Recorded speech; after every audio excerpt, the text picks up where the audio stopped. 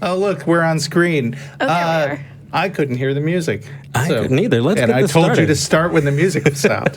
Hello, and we aren't not the nonprofits. This is not Dennis Lubay. It's Eric Murphy. And here with me is not Russell Glasser. It's EJ Sorrell. Hey, I got real And confused by those double negatives there. Well, it's also not Jeff D. Okay, this one is Russell Glasser. Yeah. This show is filmed here at the Free Thought Library in Austin, Texas on the 2nd of May, 2018. This show is sponsored by the Atheist Community of Austin, a nonprofit educational organization for the promotion of positive atheism and the separation of religion and government. If you want to know more about us, you can call the ACA voicemail at 512-220-6561 or visit the website at www.atheist-community.org. The nonprofits broadcast every first and third Wednesday of the month at 7:30 till 9 Central Time. If you go to our website at www.nonprofitsradio.com, you can join our chat room. Hey, everybody. Hello. Hey.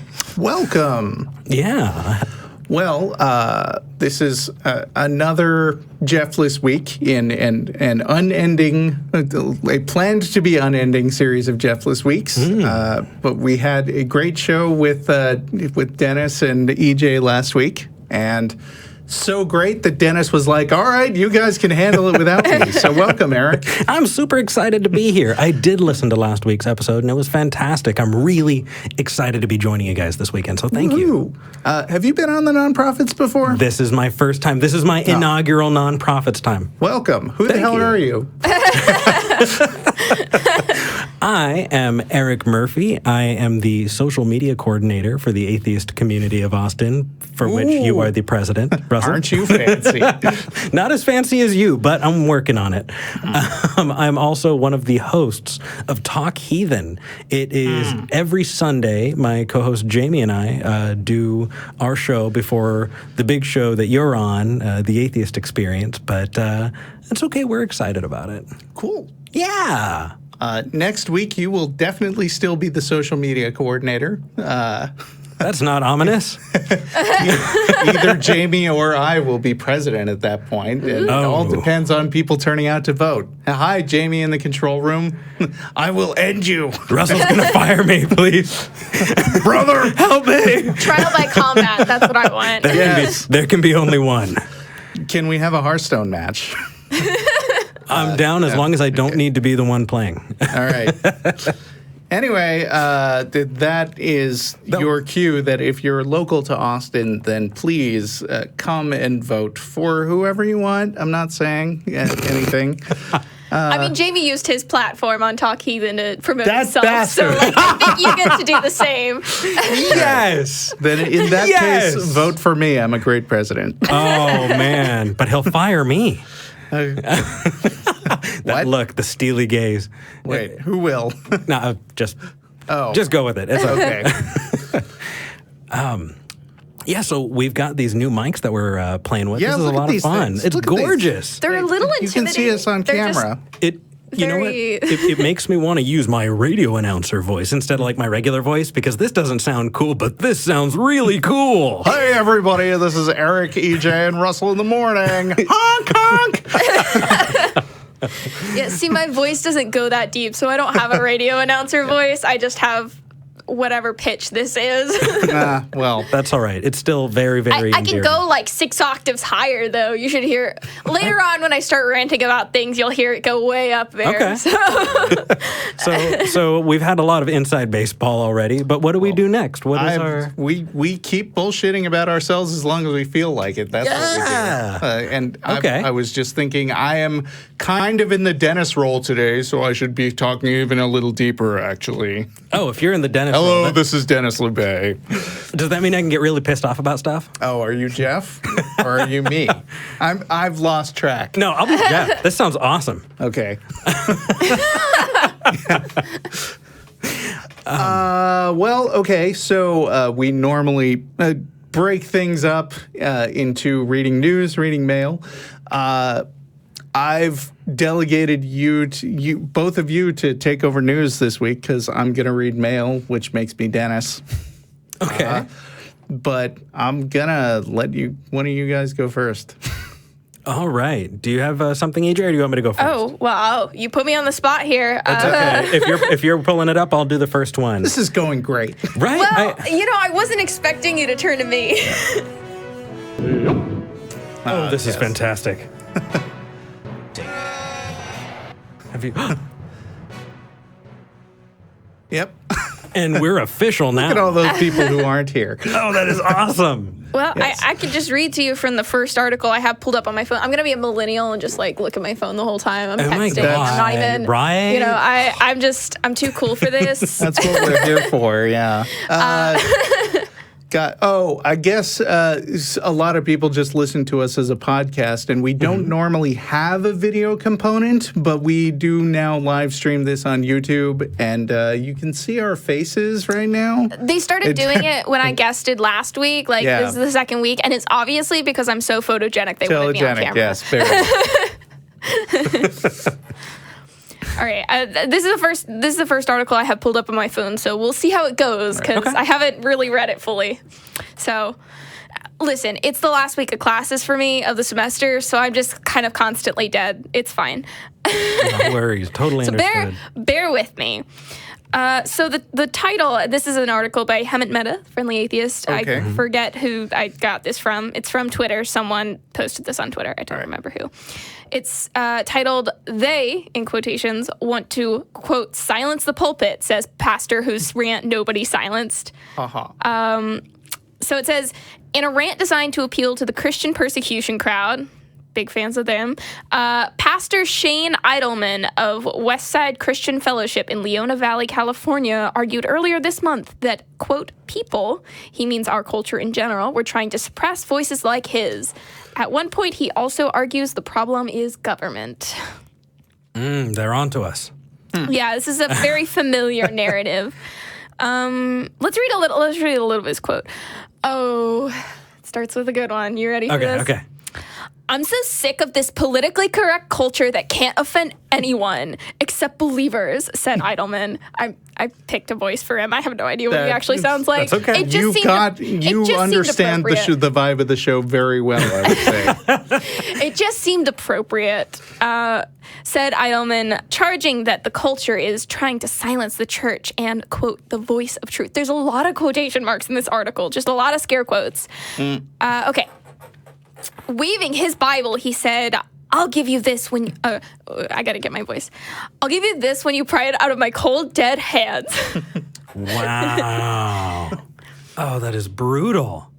So I mean, it's just quoting NRA bullshit. Well, I mean, who in It's- 2018 believes this wackadoo? Everyone on the internet. That is unbelievable to me. That is Wait. unbelievable. How can we get here to this place when people are? I just can't fathom it. That's Who was the wackadoo again in this case? Everyone who believes him. What? And, No. I mean, him. Who? yes. Him who? This is Pastor Shane Idleman. Oh, I never heard of him, so he doesn't matter. Yes. You don't know Shane? No, I do not. Do you? No, I don't. Me and Shane were like this. I mean, We go I way mean, back. If my article choice is boring, I could. We No. could go to. No, Not at all. No. Okay, let's see. Let's see if there's any more interesting quotes. Okay. "The pulpit sets the tone for the nation, not Fox News and CNN." Wait. That- Okay. Yes, that's so, a direct quote from him. So normally when people get pissy about Fox News, they are liberal. And Yeah. normally when people get pissy about CNN, they are conservative, even though CNN isn't all that liberal. He's But- pissy because he's religious and nobody's listening to him. So is he Okay. that far out in the woods though that he doesn't even have any friends? Is He's he? too religious for Fox News? Is that what we're getting from this? So he's arguing that Americans should look to the Bible for answers about immigration, guns, gay marriage, and other issues. What does the Bible have to say about guns? I'm really curious. Oh, that's the unknown 12th. Thou shalt own an AR-15. What's the 11th? Yeah, the 11th. And There's typically 10. The 11th rule. of the commandments is you don't talk about the 11th rule of the commandments. All right. Okay. Sure. Okay. What an original joke. They can't all be gems, EJ. Okay? They can't all be gems. You don't need to air my dirty laundry out. God. I think that's exactly what I'm supposed to do on this show, actually. And he did take his shotgun, and lo, it was sawed off completely. And My Abraham's favorite, son Isaac had no chance. see, my favorite part of this article is that Hemant went through and put quotations around every So- single thing he could have put. Like he put, but he said, quote, they want to, quote, silence the pulp. Like he just was really hammering that quotation mark key. so, pro tip, and only out of love, since I've been doing this a while. Am I doing a bad job already? No, you're doing a good job. But when somebody links me a blog article, I look for the original source and click that instead, and that way you get rid of all the editorializing, because that's our job. I'm just really enjoing the quotations, though. Sure. Yeah, I can try and find the original source. No. Now that you're on it, it's cool. But Okay. Well, this is what you get for making me pick the first one. no, I'm just learning experience. That's what we're all about. All right. Should I keep reading it, or are we done with this one yet? Do you feel like we have mined out the comedy for this guy, or? Let's see. I can't even. I'm losing track of the antecedents in these quotes, though, because like he uses a lot of pronouns, but it's not very clear who the pronouns are referring to. Yeah, I mean that is kind of the problem with Friendly Atheist. As fine as he is, these are direct quotes from the pastor. Oh, okay. Yeah, this isn't a problem with the article. It's direct quotes from the pastor. He's losing track of his antecedents there, but Was this a video he was commenting on, or? yes, it is a YouTube video that is a rant that is designed to appeal to the Christian persecution crowd. Got it. I mean, we could. Yeah. If you want to take over doing this, I don't know. I feel like I'm already bombing, so somebody else should do. No, you're doing great. You really are. But before we I didn't have decide to to read move any on, articles last time. yeah, I just really quickly need to get these out there. I know they're not all gems, but Moses said unto his people, "This is my boomstick." I got that one, and the angel. Went down and popped a cap in the first son of every. Never mind. This is I'm painful. done. Eric, you are hurting me physically. That is the Book of Evil Dead 2. No, wait. That's Army of Darkness. I'm bored of this article. This guy is just a typical Christian persecution guy ranting about how nobody's listening to him because he's a pastor at a church that nobody goes to. All right. Moving on. Well, now it's time for me to be Dennis and read some mail. And, in case you were feeling bad about that, I just want to make sure to get this one out from Greg in Seattle. He says, "Hey, everyone. Are there any plans to have EJ stay on as a long-term host? I really enjoyed hearing what they had to say." Do it, EJ. Did you pick this just to stroke my ego? Because it was right there. But, you get... when the audience calls you out specifically as awesome, you get that. That's and when they say this person sucks, then we also do that. But none of that this week. Also, I miss Jeff. I'm sure that the Pope would have a lot to say regarding the kid who asked if his atheist father was in heaven. Stay awesome, Simon. Wait, no, Greg. Well, I'm sure Simon Greg is very happy that you read their email. Thank you, Greg. Yeah. Well, I miss Jeff too, but I am happy that we have a bench for this show. I think we've had a lot of really good guest hosts in the last few weeks, and I definitely count EJ as one of them. So thanks. I'm so glad you could join us again today. Yeah, I'm glad to have a break from all of the work that I have to do, which I'm going to go scramble to do after this. Is it due? I have a presentation tomorrow that I have to prepare for and some homework due tomorrow, but it's fine. Most of college has been just spent flying by the seat of my pants, like every good college student. Absolutely. And do everything last minute. It's fine. Is it? No. Well, we are really excited to have you here, and for people who cannot get enough EJ is also going to be visiting us on Sunday to be on Talk Heathen as well. You do have an engagement on Sunday. Yes. Be there, please. Are you gonna vote beforehand? Just don't. It's a trap. Anyway, It's a trap. Okay. So news. news. Anyone? Okay. Yeah. So this one is also from Patheos.com, but it is David McAfee. And the reason do we Before want you happy start- news or sad news? What do we want? Before you start reading that, could you take a quick glance and see if there's a link early in the article that will take you to an actual news source? Well, I feel like I was remiss in giving suggestions Yeah, you didn't about give us, how you to didn't give collect us this stuff. much coaching before this. So Yes, so, I've Army- written this before, but I will tip my hand to the audience about my general philosophy of reading news, which is I believe in journalism, and our job is to make fun of the news and give it context, and so I weight stories that I receive from sources that are kind of reputable news organizations above blogs. And so that's also a tip to the listeners who are trying to submit something relevant and get their name called out. I got Such as Well, no, now I found the source. It's armytimes.com. armytimes.com. Yeah, a soldier just got authorization to wear a beard because of his Norse pagan faith. Oh, well, this certainly brings up a subject that we have gone off on many times on the show, and we're about to do it again. Oh, So keep reading. Glorious. Yes. If they can do it, we can too. Argument. So it says when the Army authorized beards for religious soldiers in early 2017, the move was a response to years of requests and a lawsuit from Sikh soldiers seeking to both serve and adhere to the tenets of their faith. But the directive technically applied to all religions, and that includes Norse pagans, also known as, you ready for this?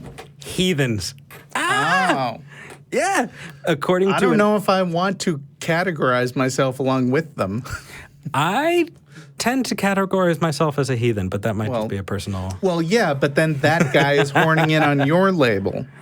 So I actually, okay. Okay. I know I shouldn't read the comments. I know I shouldn't engage. Okay. I actually got in an argument with somebody who commented on one of the Talk Heathen videos saying, I went to this channel expecting more heathen content. If you're going to call yourselves heathens, you should actually produce heathen content. And I'm like, What?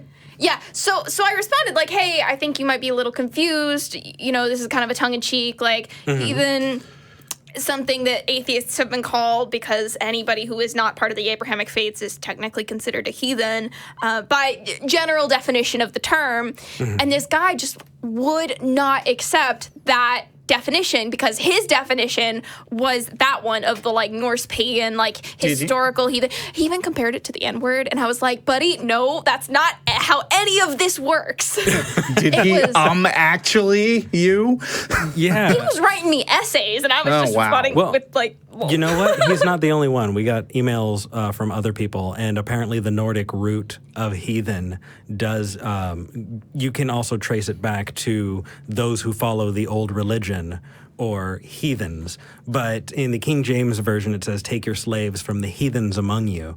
And so that's where it kind of crossed over, at least as far as I've seen. I'm sure it dates back further for English usage, but who really cares? They know what we're talking about, yeah, right? I got into like a really big conversation with him about how words can change meaning over time, and just wouldn't accept it like at all. And I was over here like, but that's how words work. That's how language works. It's fluid. It changes over time. That's the whole point. Well, and it's not even that the words are changing. Words have more than one meaning. Exactly. Which nobody ever asks me what my favorite fallacy is, but I tell them anyway. It is equivocation, which is the use of one definition of the word to score a spurious logical point when you're just stealthing that definition in when you mean the other thing. Like if you were to say, feathers are light, so there are no dark feathers. Yeah. Well, I have here dictionary.com, which lists 4 different definitions of heathen, and the number 1 definition for all you goddamn YouTube commenters is... Oh, that's not going to get us any comments, Russell. An individual... Yeah, screw you two. An individual of a people that do not acknowledge the God of the Bible, a person who is neither a Jew, Christian, nor Muslim, a pagan, which is, it feels like an afterthought. But then number 2, informal, an irreligious, uncultured, or uncivilized person. Yep, that's us right here. Yeah, I'm good with that. Right? Fits. And then number 3, of or relating to heathens, semicolon, pagan.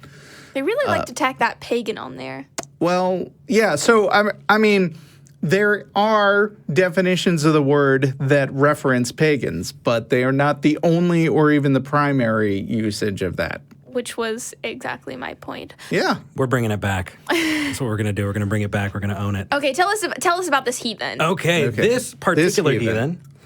Let's see. Heathen number 3, according to the definitions. Well, okay. So, yeah, heathen number 3, this Norse pagan. Let's see. Quote, I grant your accommodation subject to the standards and limitations described below. And this was quoted to Commander Colonel Curtis Schroeder, who wrote to a 795th Military Police Battalion soldier whose name has been redacted, though both this article and the Patheos article that references this all have images of dudes just rocking some excellent beards. I mean, their level of bearding is just fantastic. I am super, super jelly. I'm like, you guys are talking. I'm sorry. Did you just unironically say jelly? Why? Why you gotta do that? Why? Did I hurt you somehow? Is that what happened? I'll tell you what. I live with a teenager. Wait, no, But is Eric a teenager though? I get plenty. If anyone on this podcast can get away with that kind of stuff, it's me, because I'm the 21-year-old. Oh, you totally can. I'm just saying, when you live with the teenager, you get constant mockery about, Dad, did you just say a thing that used to be popular? Oh my! Are you treating me like Dad? Oh, EJ. You're like Russell. 6 years older than me, please. Yes. Old farts unite. Oh, wait a second. Screw you guys. All right. So, actually, with Jeff and Dennis around, I am normally the youngest person in this room. So it's kind of refreshing to be the wise old man. Well, I'm glad you feel that way. Hello, my friends. I always get to be the young kid whenever I'm at the ACA, though. Okay. That's okay. You are adored every time you come. So, yeah, I mean, this is a step to removing people getting special preferential treatment because of religious exemptions. And I am absolutely for expanding that until it's meaningless because... So... Wait, hold on. Well, is it a step, or is it giving people more religious exemptions? Not if everybody can say that their religion allows it, then it's just for everybody. I mean... Maybe. I kind of want to extend that. You know what that makes me think of? It makes me think of the Church of Satan, or the Satanic Temple people, right? Who who wanted to put up the statue of Baphomet right next to the 10 Commandments, right? And they said, oh, well, if your religion allows you to put up the 10 Commandments, then our religion allows us to put up a giant happy statue of Baphomet. Yes. But hold on. But the reason they wanted to put up the statue of Baphomet was to like point out the issue with having religious stuff on a government grounds. Like, that wasn't include us too. It was no, you shouldn't be able to do this. Right. We're gonna do it so that you want to take it all away. Like, the point was to undo 10 Commandments, not to have everybody get to put their statue up. So here's the thing: whether they make it whether they disallow people from having beards, no matter what their religion is, or they allow everyone to have beards, what you're doing is you're removing religious exemption one way or another. Either everyone gets it or no one gets it. But it's not, oh, you go to the First Methodist Church, so you can do this, but you go to the Third Methodist Church, so you can't, right? It kind of removes that selection. And with that, I'm actually pretty okay with that. And this is non-ironic. Like, this isn't just smarmy, people who are trying to, shake things out. This is an actual dude who worships Thor, which is kind of cool in my opinion. So the point that we've discussed quite a bit on the show in the past is rules like you can't have a beard are in themselves either good rules or bad rules. And if they're good rules, then they should apply to everybody. And if they have really no purpose, then they shouldn't apply to anybody. And like you say, that this can be a step in getting rid of religious special treatment. I think we spent multiple shows a year or two ago talking about this situation where there was a Canadian Mountie who was a Sikh, and instead, you know what the hats that Mounties wear, they have this glorious hats, specific dress code.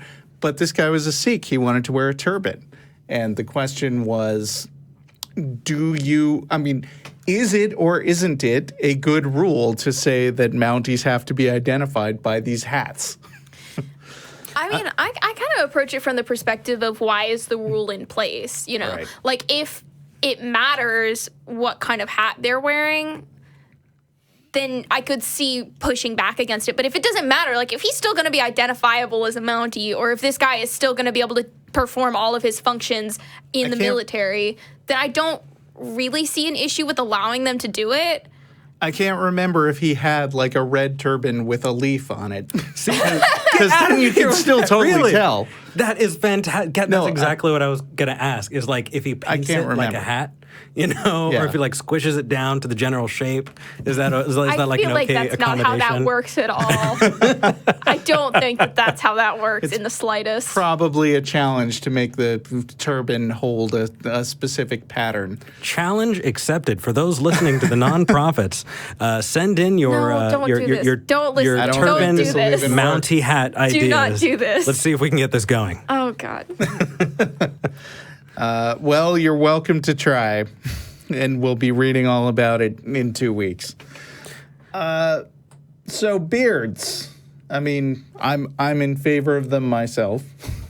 And you wear it well. Thank you. Wear it well. Thank you. I don't really have an opinion. I have never been tempted to join the military. Sorry to all our wonderful military listeners out there, but it's not my thing. So whether I would be forced to shave it if I were in the military or not has never really been that big a concern for me. I assume that once I join the military, a lot of other things I'm forced to do or not do will take a lot of precedence over the beard or hair issue. I'm going to refrain from sharing my opinion about the military because that'll lose me a lot of fans, I suspect. You know what? I personally think if you're willing to die because someone tells you to run out onto a field, if you want to be rocking an epic beard, you do you, right? Like, who cares how you're dressed or what you're looking like if you're out there actually doing the work, as long as the other soldiers can recognize you. I mean, I really don't see an issue. I feel a little bit like we're doing our audience a disservice by not having Jen Peoples on this show. Yes, for those of you in the military, we do appreciate your service. Thank you. And then there's Some of my EJ, closest who's friends are veterans. No. Wow. I'm certainly not prejudiced against veterans. Jeez, EJ. It's true. That was a really prejudiced thing for you to say. I can't believe you would do that. I do have a friend who's a veteran, but I'm also not going to share my opinion on the military because, again, that will cause a flame war, and I don't really feel like dealing with it. You know what? Leave it to someone just young and inexperienced. Okay. We don't do that on this show. Just cut that out. No ageism. Oh, I see. It can go up, but it can't go down. Okay, I got you. I feel it. It's I punching understand up it. versus punching down, quite Sure, literally. yes, punching upward in years. So if age is greater than or equal to 5 plus your age. No, Mine is actually, 7. ageism is still a thing against really old people. But Yeah. I mean, I wasn't going to say anything wrong. No, never mind. So can we do another? Shut up, whippersnapper! We're having a real hard time staying on track. No, but that's okay. We're having fun. And Par I'm for the enjoying course. this. Yeah. Can I give you another article, or do we have something else? It's time for mail. It's time for mail. We have an order on this show. Do we? God, Eric. Is Yeah. Oh.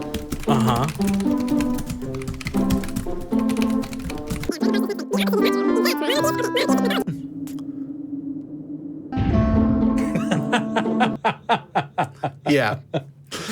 Oh my gosh, I think that looks like Phil animation, and that is so good. I like that a lot. Oh, yeah. Actually, this is a short one, so we can get back to your thing. It's from Julian, and it's subject flat Earth error. There are 5,280 feet in a mile, not 5,200. We were approximating. The flat earther wanted to go 52 miles in the air, which is 5,280 times 52 equals 274,560 feet. Hashtag EJ, skeptic. you're the engineering student. Tell this guy about significant figures. Okay, significant figures are important, but like when you're approximating, as we were in last show, we were approximating, so rounding to 5,200 is fine because we didn't need to know the exact, 270. I usually know the exact number, but I'm the one who spit out the wrong number. Well, there's that. Well, you said about 5,000. We were approximating. It didn't have to be perfect. Yeah, and the difference between 5,200 and 5,280 is Minimal. small. Yeah. Especially It's very because small. we were doing math in our heads. So Yeah. even if we had specified it's 5,280, I'm not going to multiply that by 52 in my head. Fuck you. Yeah. You're not wrong. You're just petty. But Yeah. Well, also part of engineering is guesstimating a lot of the time. Like if you're not going to always sit down and like write out the entire calculations. Sometimes you just need to have a rough number, a rough estimate so that you can keep working based on whatever problem you're trying to figure out. You don't always have time to sit down and like calculate, okay, so we've got 5,280, 52. Okay, let's carry the 7. Like you don't always have time to do that. Not only that, it can actually be straight up wrong to include too many significant digits. For like if you are multiplying by 2 numbers and then one of the numbers is approximate to within 1% and the other one is correct to within 0.00001%. It is not correct to take the highest precision number and use that as the precision of your answer because you'll be spitting out a whole bunch of extra digits which are guaranteed to be wrong past the 1% mark because that first number is not that precise. There's a line in Inherit the Wind, I think, where where the 2 lawyers are arguing in court over the Bible, and one of them is like, "When did God pull off these creations?" And he says it was exactly in the year 4200 BC. 5 months, 3 days, 27 minutes. April 29th at 6:30 p.m. And then the other guy goes, is that Eastern time or daylight savings time? yeah. Because, I mean, even assuming you're the kind of schmuck who believes that the Earth was created at a specific time a few thousand years ago, there is no way in hell that you know it down to the actual minute of the day. Not to mention, part of the point is that there were no minutes or hours or days because there wasn't any Earth or sun when it was created. Yeah, when did time start? It was just darkness in the waters. Right. Yep. Time is a circle. So, But it's a flat one, right? Exactly. Having said all that, Julian is right. It is 5280. Yeah. But we were approximating. Like, in Yes. context, we were approximating. We were not saying there are exactly 5,000 feet in a mile. We were saying, Yes. roughly how many are there? Let's see if we can figure out approximately how high this guy wanted to get. That's right. We 'Cause it were was trying important to talk yeah. about how high in the air this guy flew and multiplying. Honestly, I would cut off more if it's 50 miles up and about 5,000 feet in a mile. Yeah. The math is super easy, okay? Yeah, so fuck you pedantic asshole. No, I mean, We love our listeners. We do. Thank you, Julian. You have access to Google and a calculator and an email. Like, we were doing that on the fly. No, you were right. Fine. Okay. Julian, Congratulations. You You're calculated it. You're helping keep us honest, and while we rib you really hard, we do want people We to keep do us honest, appreciate it. just in case we do screw up something really, really heavy. I will never admit that I was incorrect. Never. Oh, you are YouTube gold, EJ. Yes. Did you know the moon is moving closer to the planet? Oh my God. Okay, Russell. What's I'm this? still kicking myself. That little comment right there. Oh, So EJ made a mistake. okay. On their last visit Yeah, to when I was on Talkie Talkie then. then. yeah. That video has gotten over 500,000 views and I think like 17,000 comments just And on like a 16,000 of them that are video. the moon is moving away from Earth. Like, I know. I mean, it's amazing. It's just like you'll see it and it's okay. No, EJ was wrong, or EJ says, "Yeah, I made a mistake. This is what I was trying to say." And then the next day, like 5 more people. It just never ends. It's wild. Yeah. So it's a balancing act because you absolutely don't want to be the kind of person who gets angry and defensive when corrected. And again, to Julian, we're just giving you shit because it's fun. Yeah. And I value being corrected, but boy howdy, you know that anytime you get something wrong on a live show,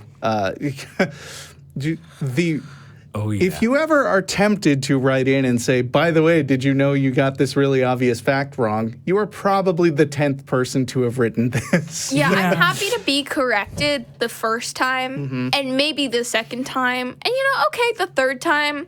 Once it hits 20, once it hits 100, once it hits 1,000, I get it, guys. Scroll down 3 inches on the page and you'll see 20 comments saying the same thing that you're about to type. Read the comments before you comment. Okay, but you got to admit, like, if you have a test that has to do with Earth's relation to the moon, you are not screwing that up ever, ever, ever again.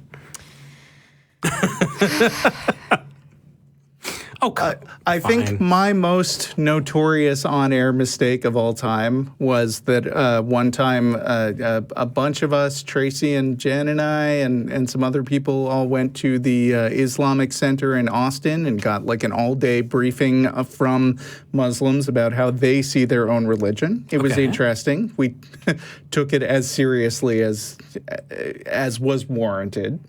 So not at all. Ish. You can still find our write-up of the event on the Atheist Experience blog. Okay. It was like 2011, I think. But like one time I mentioned it on air and I said the Islamic Center of Islam instead of Austin. Well, Have you ever been to Islam? It's very nice. It's a nice place. Right? Yes, The food is the weather is fantastic. lovely. Just to make you feel old, I Yes. was 15 in 2011. Okay.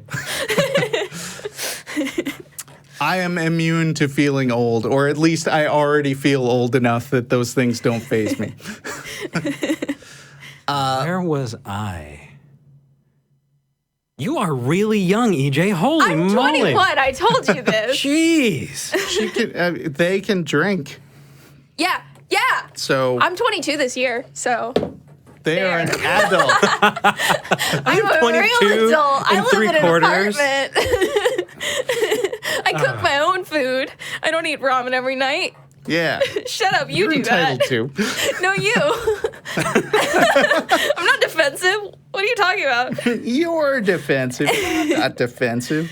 Okay. But when I said Islamic Center of Islam, somebody cut that out into a clip and like made fun of it, and I was like, oops. But I don't get the big deal about not having said Austin when everybody knows what I meant. Well, that just means that you have a whole lot of people that watch what you do, and that terrifies me because that's going to, I hope that happens eventually, but you're trying to get up there. Huh? I really am. So some people just like to be right, and if they see somebody in a position that they view as like authority and they make a mistake, they really want to correct that person just because they like being That's their first mistake, seeing me as an authority. You're a parent, Russell. Well, so I will tell you in my experience that when I have hopped into the comments and I've interacted, because I try to from time to time when the comment section isn't 17,000 comments long. Yeah, I gave up on that one. If someone is correcting me, I generally, if they're right, I respond, you know what, you're absolutely right. I was wrong. I'm going to try and address that. Or I won't do that again in the future. And do you know what their usual response is? Hey, you know what? I'm a fan, It was just this one thing, but hey, keep doing what you do. And it blows my mind. People don't always realize that when you write it in a message, it loses all of the emotional context that you have put around it. And so what can seem very caring can come off as really callous.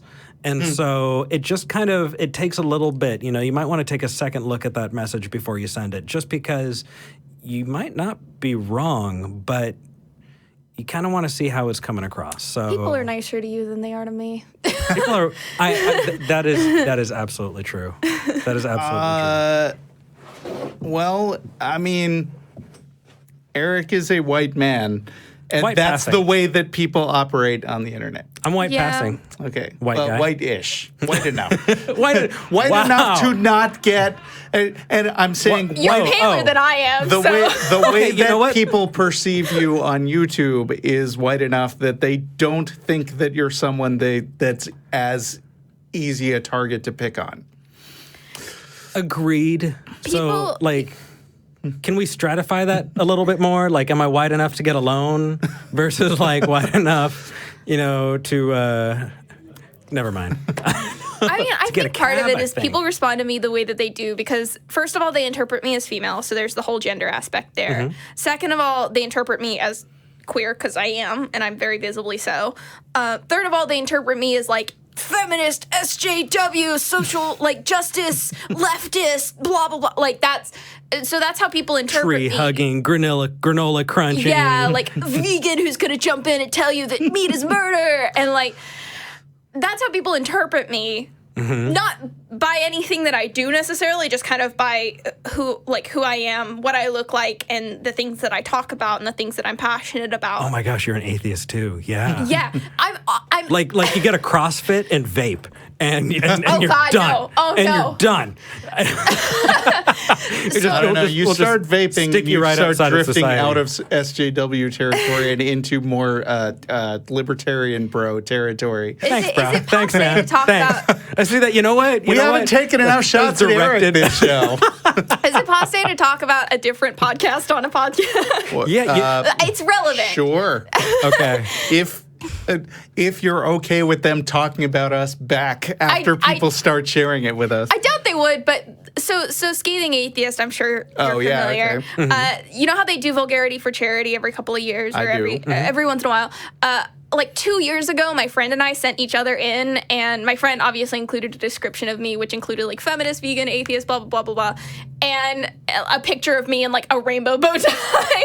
I remember that. Really? I do. So, so I think it was Noah who said this.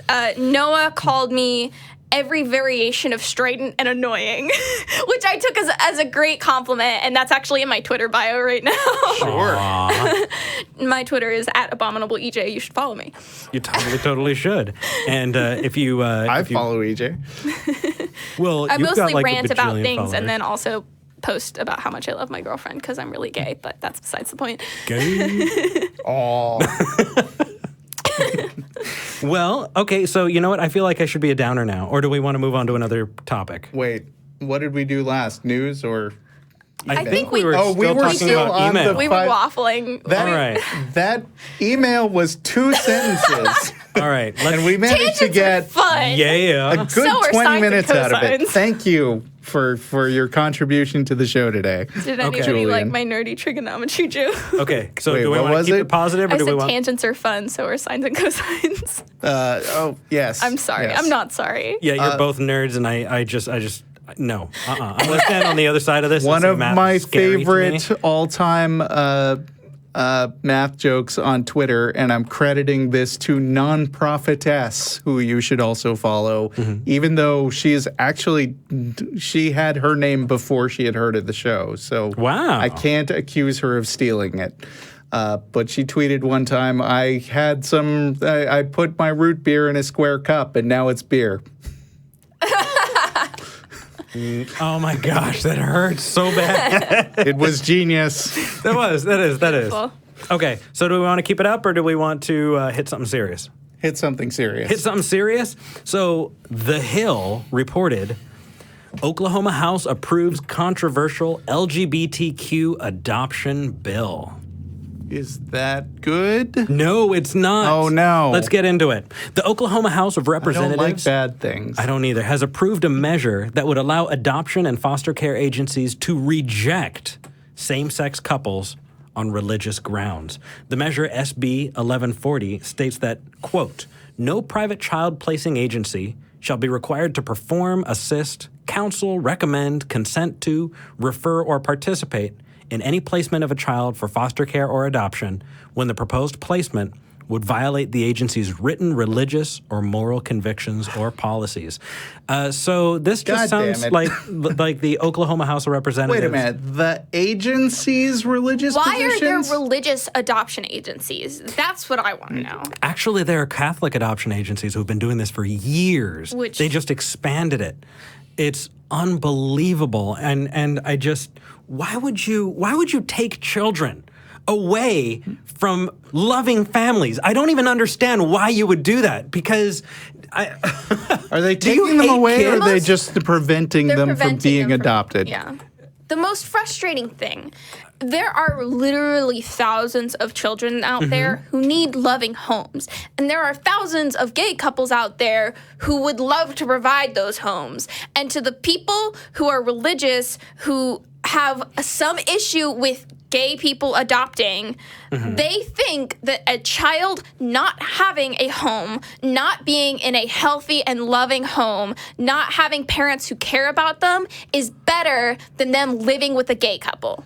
that's disgusting. You know, those kids on A Series of Unfortunate Events, Violet, Klaus, and Sonny, would not be captured by Count Olaf all the time if only they could be adopted by a nice gay couple. It's all your fault, Oklahoma? Yeah, no, you got it. Oklahoma. Yeah.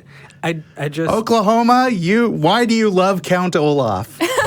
okay. Well, here's the thing: it's not. I'm getting the vibe that I'm the only person in this room who knows anything about those Listen, I I re- grew up reading those Okay, books. Thank okay. you very much. I read A Series of Unfortunate Events to Yes. my younger brothers every night before they went to sleep. All right. So I got you, bro.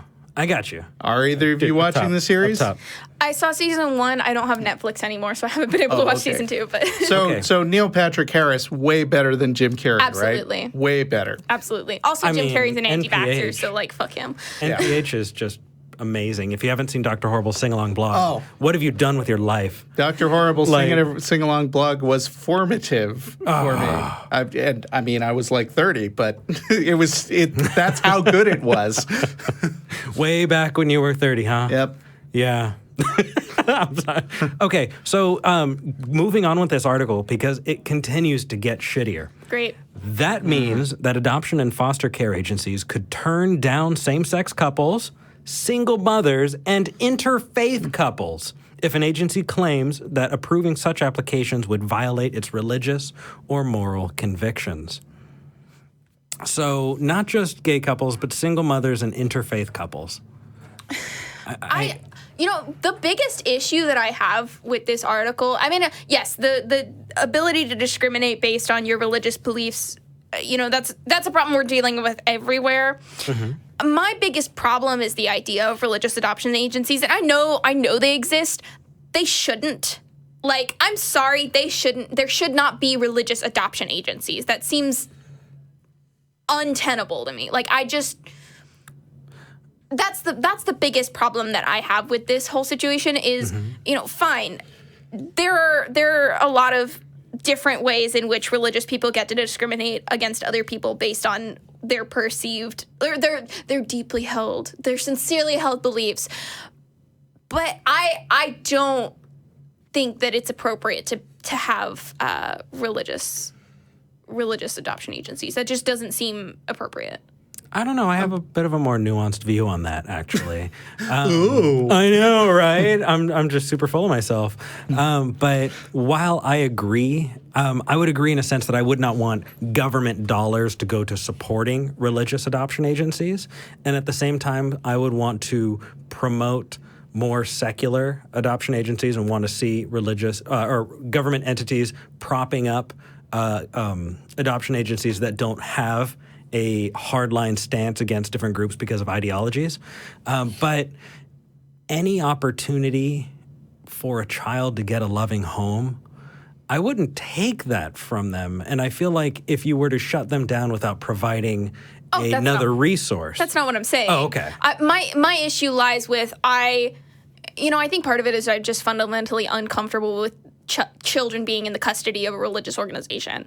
Period. Yeah. I'm not comfortable with that, and that's probably where my biggest issue lies. I mean, I want to, when I try to get nuanced about this, I'm like, well, Christian businesses have the right to exist. They just can't get government support. But then I think about, like, adoption agencies who's, like, do different adoption agencies get dibs on kids in some way?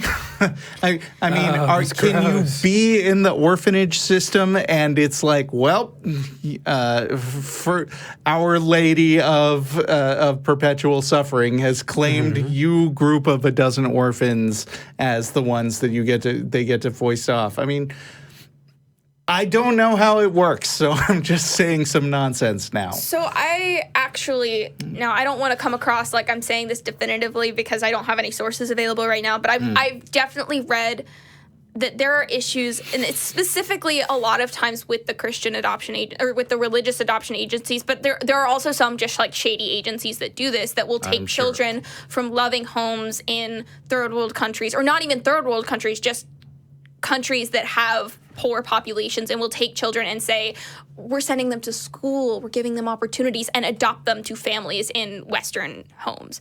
And that I think it's a lot of religious organizations that are doing that, a lot of religious adoption agencies that are doing that specifically because of the whole spread the religious love, because they're adopting these kids into religious homes as a religious agency. Right. And I don't have any sources on that right now, but like I could probably find some because I definitely remember reading an article about it. It screams Great White Hope for sure. And there is also the extent to which sometimes it can be a zero-sum game, because if you have, I mean, it's not always just the case that there are all these adoption agencies, and the more we can have, the better a chance the kids have of finding a home, because it could be like the highest bidder, whatever that might mean, gets to monopolize all the opportunities to put out the orphans. And if state money was not being funneled into making laws to let the religious snowflakes do whatever they want because they can't talk to atheist parents, maybe those resources would be better spent diverted to propping up nonpartisan religious chaplains. Yeah. Religious chaplains. That is a good point. Religious chaplains. I'm glad you brought that up. Wait a minute. You just read a news story. It's time for email. All right.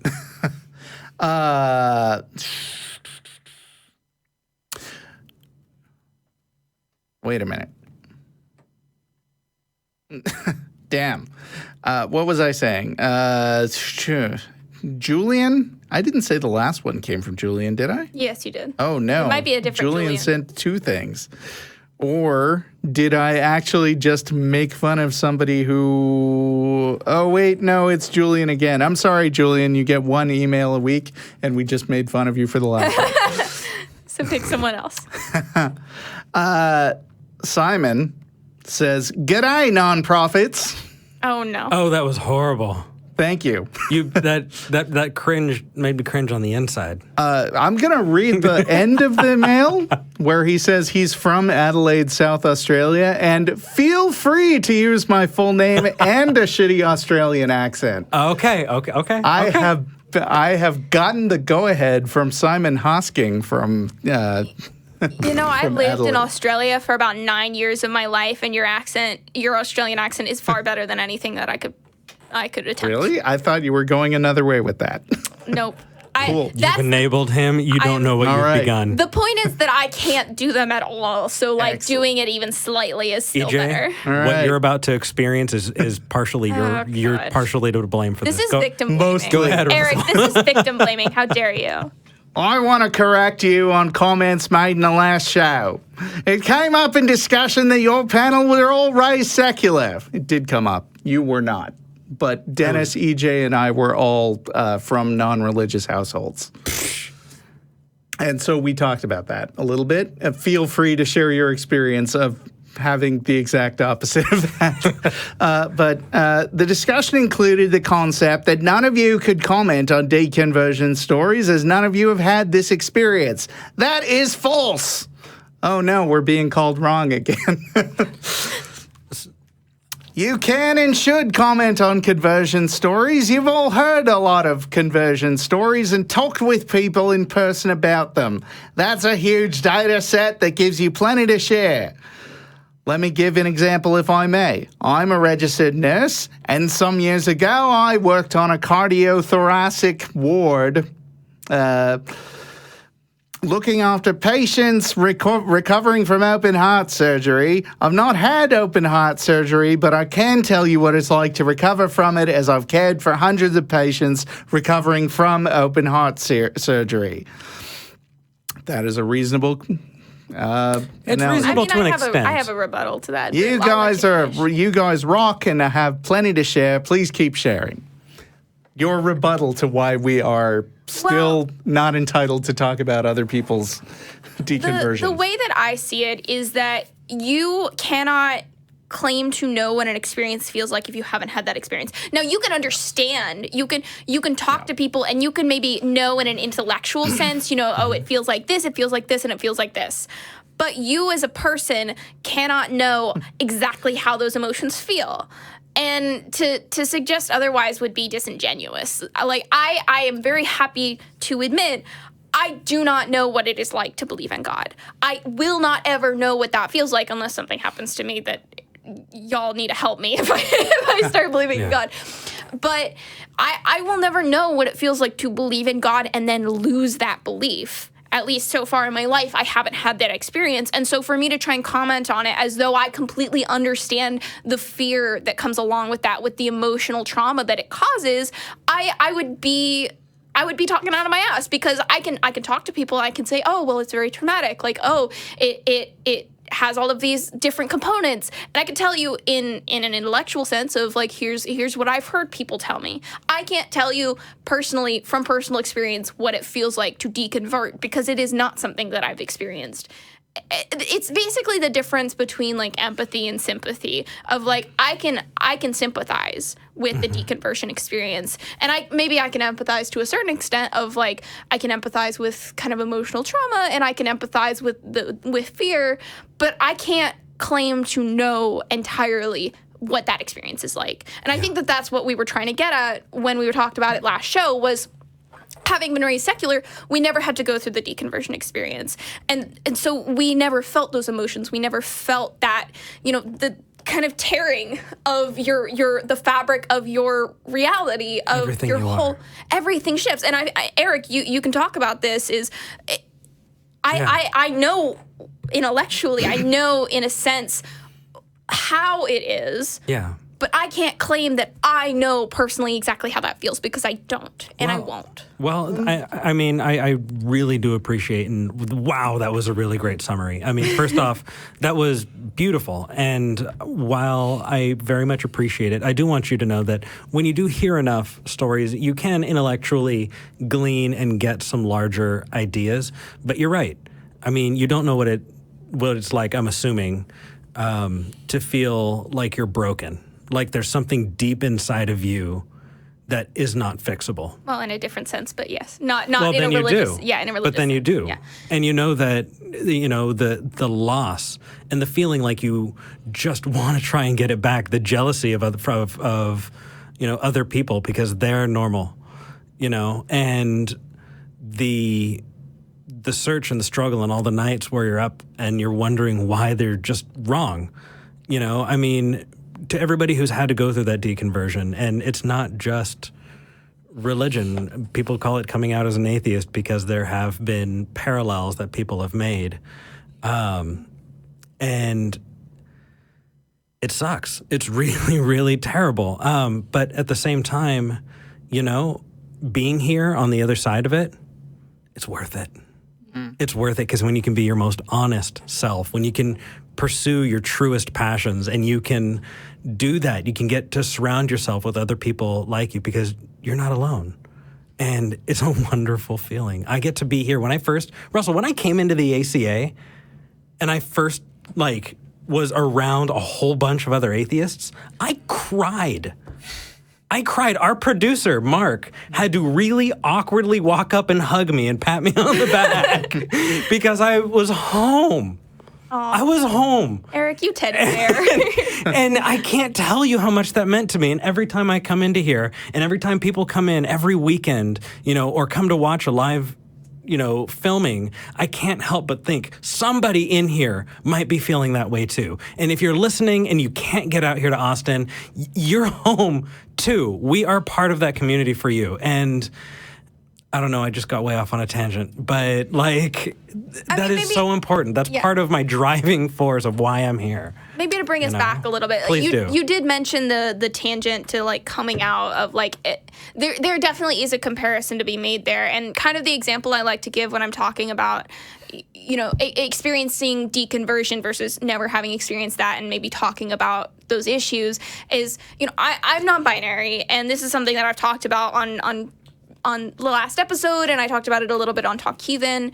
And you personally, as far as I know, will never know exactly what it feels like to be non-binary. You won't know what it feels like to be dysphoric, to know, to have to consider, how, if you're going to transition, how you're going to do that, having to come out to family, having to come out to friends, dealing with the social ramifications of that. You personally will never understand what that feels like, but you can sympathize with me, you can empathize, and you can listen to what I have to say and what other non-binary folks have to say or other LGBT folks have to say about the experience. And you can understand, you can understand how difficult something is. You can understand kind of the emotional impact that it has, but you personally haven't experienced that. And Agreed. That's the way that I try to view it is I personally have never experienced deconversion. And as far as unless something goes seriously wrong, I never will experience deconversion or conversion, which y'all need to help me if I do. Okay, conversion's actually really awesome. Wait, hold on. What? Stop.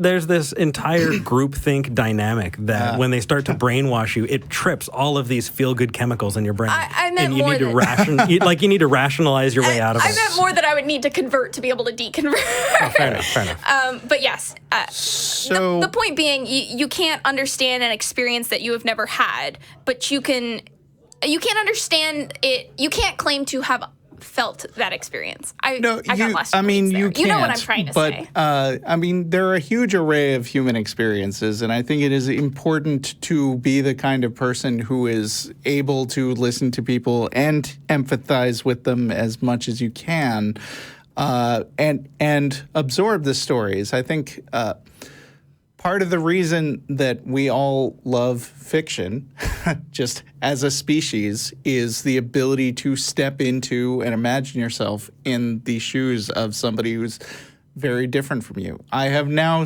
been through let's say 3 movies with my friends, the Guardians of the Galaxy. And I don't know what it's like to be, let's say, Drax the Destroyer. And I could not have that experience, but I feel like I get the vibe of how he thinks and what he would say. And I appreciate his weirdness and his unique experiences. And you're right. We will not understand on a deep gut personal level what it's like to have deconverted, but we can listen. We are people who listen to other people and try to get the feeling of all the people who've had all these different experiences. And I think that's what we're trying to get at, is that if you're sitting here claiming, if I were to sit here and claim I know exactly what deconversion feels like, I'm not accomplishing anything by that, because first of all, I don't, and second of all, I'm not listening to the people who have experienced it. And I would so much rather listen to the people who have and hear how they feel about it and what they dealt with and what they experienced and what emotions they felt about it, than sit here and claim that I know what emotions they felt about it and I know exactly how it felt to experience that. And I think that that's the point that we were really trying to get at there, is that we can't. It's about listening. I would so much rather listen to the person whose experience I would instead claim to understand completely. Because if I claim to understand it completely, why would I listen to that person? Yeah, I stand by that point along with you, that we get it, what people are going through, but we don't get it 100%. Well, I do want to actually just mention that here in the chat, Shelley has said that it's freeing to finally come out and stand proud as an atheist. And it really is. Owen, you have a home here, bro. And just remember that. Also, our regulars, Chelsea and Janet are just giving a lot of love. We're getting a lot of love in the comments. And so it's really nice to see that, while you're talking, you have a lot of people that are just totally agreeing, and it's nice. It's like a group hug. We just turned to this like snipey, thing into like this. I like this. Can we just live in this place? This is good. Get all the warm fuzzies. Right? Well, and I'm going to say, just have a group hug. Another way in which I don't have the same experiences is that I've never lacked for a support system as an atheist. I mean, my parents. You met my dad this week. Your dad is so cool. He kind of has a Charles Darwin beard going. Yeah. Right? I mean, my parents were very supportive and atheist, and then, I've been with this group for a long time. But like every single week now, I get to see people coming into the studio who have never been here before. And I may not be them and understand what they're going through, but you're not the first person I've ever seen kind of choke up a little bit about their how excited they are to be with their people. Linnea and I, on our honeymoon, I'd already been doing the show for a while at that point, and I just let people know that we were going to Orlando and we'd like to get together and hang out with people. And I don't think there is a big atheist group or anything in Orlando, but this guy who's a stealth atheist who owns a bar said, please, can you, just come to my bar? That's awesome. And like 20 or 30 people showed up, and it wasn't even just getting to meet us as very teeny tiny celebrities. It was them all talking to each other when they don't normally seem to have that opportunity. That was just inspiring. I'm going to Vegas this summer. Should I announce that? Maybe see anything going on in Vegas? I know some people in Vegas now. Yeah? Okay, the very last week of June, Eric Murphy is going to be in Vegas. So if you are in the area of around Las Vegas, give us a shout. That'll be fun. That's actually a really good idea. I love the idea of a meetup. I will say, even though I haven't deconverted, I do understand the feeling of finding your people. Right. So I'm involved with the Secular Student Alliance, and I talked about this last time. Wait, you're involved or you're... I'm the current president. You are the president of the Secular Student Alliance chapter, but I've been involved as a non-officer as well.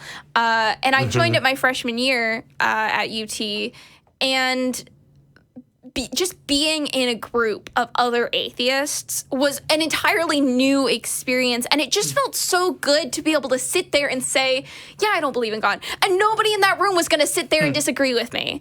Because I went to a religious school for a long time. I graduated high school from a public school in the Woodlands, Texas, which has a church on every corner. So even though it was a public school, it was very religious majority. And most of my friends were religious. And, I had a couple of atheist friends, but it wasn't really something anybody ever talked about. And so I grew up very isolated. So I didn't relate at all to what you said of saying you never lacked for support network as an atheist, because I did. I completely lacked that support network growing up because my parents are atheists, but they don't call themselves that.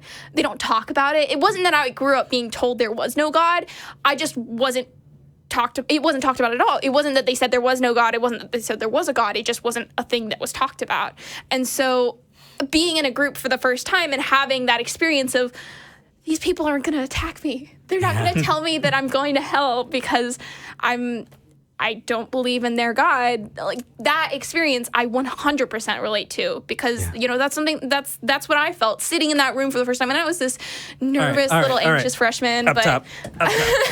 Yeah. And I was this nervous little anxious freshman sitting in a room full of upperclassmen, like, oh God, what am I gonna do? And then we went around and everybody talked about their religious background, and it was just, I get it. And so there's overlap is the point, I guess, that I was trying to make. We've talked about this for a long time. Should we talk about something else? Honestly, I can hear you talk about that for days. I can do this all day. That's fantastic. I think this is one of the reasons why it's important to realize so people don't appreciate enough that atheism isn't just an intellectual thing. It is also a social, and it's a social movement. And people make fun of, like, every once in a while, or like every time any article anywhere mentions like the atheist movement, somebody will jump in and go, what movement? It's just not believing in God, which can be technically true. And I don't want to detract from people having their own experiences for whom not believing in God is just a fascinating intellectual exercise. Well, I've been dealing with atheism for a long time, and the fact that there is no God has lost some amount of interest for me over the years. I mean, humans are social creatures. But meeting people and spending time with them and being in an environment where you're not being attacked is important. And there's a movement. See, we want connection. I'm still super pissed off. I come from a place where marital rape is encouraged. Yes. Like, really, church wives would say to other church wives, if your husband wants sex, you need to give it to him because it is your wifely duty. And I know people who were kicked out and shunned, right? People who lost everything. It's not just that there are no gods, it's that there are screwed up people who are doing that kind of stuff and using their gods, their religions to try and prop up the bullshit. So the movement is more than just whether or not there's a God. The movement is equity. The movement is equality and respect and love and kindness. And there's all those intersections with all of these other movements that all have that goal as well. Equity, kindness, love, caring, and community.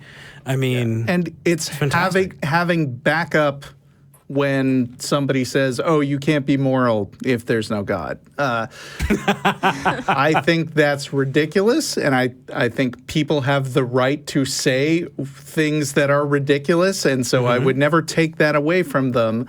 But when you gotta have your crew that deserves to be shot down hard. Your backup. And it's good to have crew. Yeah, who's got your back in the fight.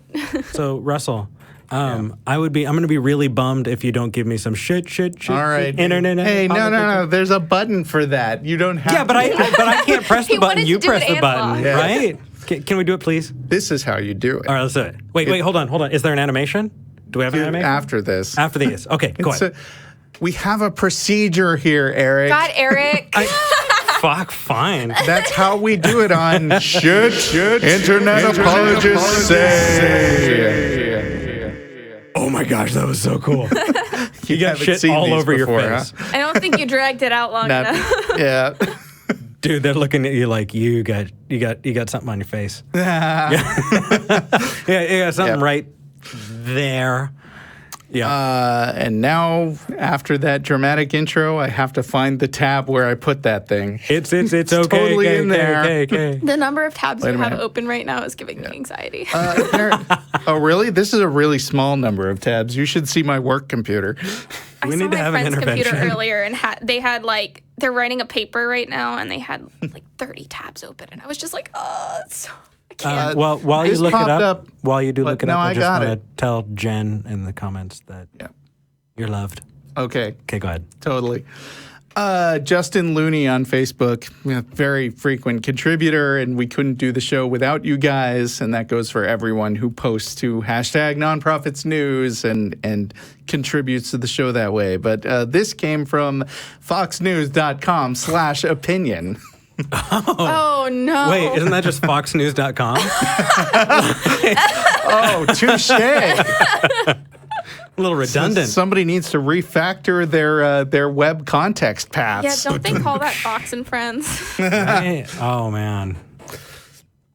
And it is by a Douglas McKinnon who asks the very serious question of our time: how long will I be allowed to remain a Christian? That was the deeply dismaying question posed to me by a friend with 4 young children as we discussed the plight of the Christian faith in America and around the world. Oh man. You're allowed to be a Christian until we knock on your door. We're going to take your guns. All right, we're all on the George Soros payroll, right? You got your check this week, right, EJ? My check. Yeah. We got that George Soros money. You know, us. We're working with the Illuminati, See, I thought Trilateral you Commission. were going a different direction. No. It's us and the Bilderbergs, right? We're getting together and we're just gonna take over the world. But we We're gotta going to bring someone of the same gender as you and make you marry them. Well, right? Of course. Just force it. You know, we're just gonna go sodomy right, just immediately. Oh, yeah. well, see, I saw Book of Mormon recently, so my brain immediately jumped to, hello, my name is EJ something, and I would like to share with you the most important book. I don't know the lyrics. And it's like Yes. blank because it's atheism. Right? God delusion. Yeah, it's just like, oh my gosh, that'd be funny. All right. With each passing month, that shocking question, how long will I be allowed to remain a Christian, becomes more relevant and even more disturbing.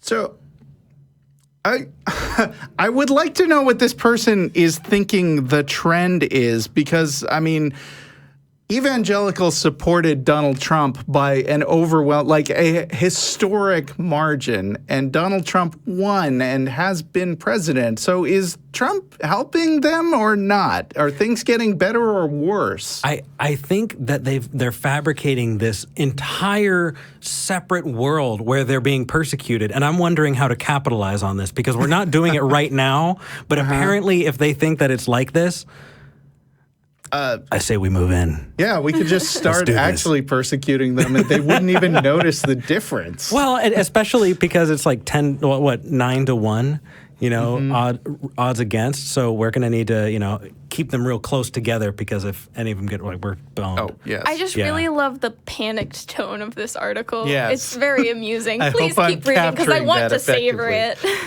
To say that Christians and Christianity are under a withering and brutal attack in certain areas of the world would be an understatement. I was reading that sentence like from your screen and just trying not to. That was a little sneaky there, because, I mean, presumably the author is in America, so why are we suddenly bringing up certain areas of the world? Because all Also- Christians are the same. How fucking weaselly is that? He doesn't even identify which area of the world. All of them. It's all of the areas, yeah. including the ice wall around the flat Earth. Oh, wait, here we In go. Antarctica. Yes. Here we go. Sorry, I jumped the gun there. In various parts of the Middle East, there is a genocidal cleansing of Christians being carried out, Women, men, and their young children are being slaughtered because of their faith, and world leaders and most of the media turn their backs in bored indifference. Really? I don't think so. Yeah, source? Yeah. I mean, yeah, that's happening. Sure. I chose not to pick two separate articles that happened this last week of atheists being murdered in Middle Eastern countries. Really, do we want to go there? Are we going to pull out our measuring sticks and find out who's more persecuted? There's a lot of people getting murdered in a lot of places for a lot of reasons. I mean, look, there's 7 billion people living in different parts of the world. I mean, listen, nobody should get killed for what they believe or who they are. Yeah. But also, you as a Christian in America are not in danger because a Christian in the Middle East got hurt. Yes, well, he was waving in the direction of Christians in the Middle East, but spoiler, we jump straight in the next paragraph to how bad Christians have it in the United States. Oh, please. Here in the United States, Christians and Christianity are mocked, belittled, smeared, and attacked by some. Weasel word. He undercut his own on a daily basis. Yeah, I mean, maybe if you want to build up the point, like build a thesis about how United States Christians are persecuted, don't lead with the Christians who are being murdered, because then you just make that next paragraph look a little petty. Yeah. Also, I mean, not to put too fine a point on it, everyone is mocked, belittled, and smeared. It's called the internet. That's just the way things are going these days. Yeah, I mean... I just love the by some. It's By so some. delicious in this statement of we're mocked and belittled by some. Isn't it yummy? If he said all, you could technically disagree with him. But if he says by some, it's ambiguous enough that you can't say, well, no. Are we some right here in this room? I think we are. We're the some. We're mocking him. We sure are. All right, Nostradamus. so. What else did he have to? I will belittle else did you all that is necessary, and you deserve all of the belittling. Yeah. I just how many weasel words are we up to? I mean, we've got in certain areas. No, I mean I've counted 2 solid ones, and I think we got more coming. All right, let's go. And then by some. This is a bigoted practice that is not only increasing exponentially, source, but is being encouraged and sanctioned by a number on the left. Wait, okay, hold on. What bigoted practice? Because mocking you isn't necessarily bigoted. Like, it can be. Can be. Okay. It can be, but is it automatically? Because he just says this is a bigoted practice, as though mocking, belittling, smearing, and attacking are a practice? Sure. Just however the number is, obviously he thinks they're powerful. And that really makes me wonder, because I feel like we're on the outs with this. And so I just want to backtrack just a little bit. Yes. George Soros, Bilderberg Group, Trilateral, if you're listening... My name is Eric Murphy. There's a donate button on top of the video that you may be watching right now. Consider donating to the ACA. The ACA is a 501c3 nonprofit, and your donations keep the lights on. So, come on.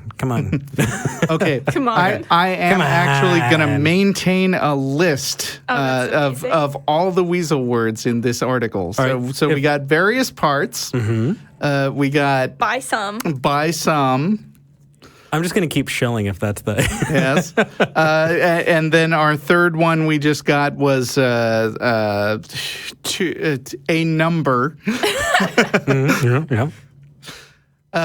Continuing.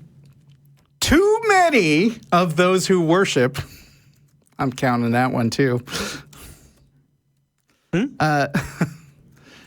many of those who worship at the altar of political correctness have deemed that Christianity should no longer be respected. That is true. Yeah. I mean, yeah. Rather, they assail it on a regular basis in a coordinated campaign to weaken the faith and its base.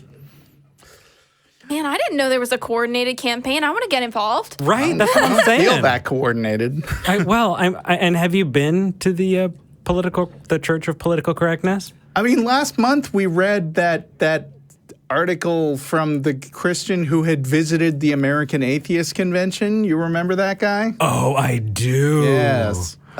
Well, and so he couldn't wait to jump on the fact that, well, there was the Christian convention in town like last week, and there were 10 times as many people there.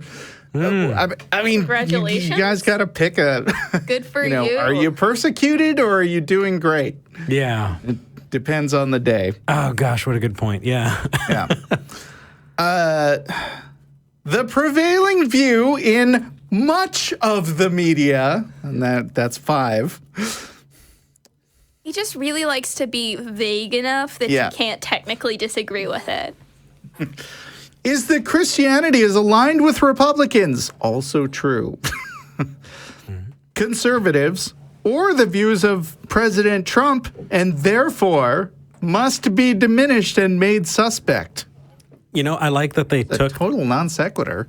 but I like that they took the words of President Trump and did not include it in the Christian or Republican camps, but it's kind of in its own little subject. That's kind of fun. Right? Also, they should be diminished and made suspect, not just because of those 3 associations, but also just because they are suspect and, and worthy of being diminished because they don't contribute positively to society. And they're also fake as shit. Christians, Republicans, conservatives, and whatever the hell you are.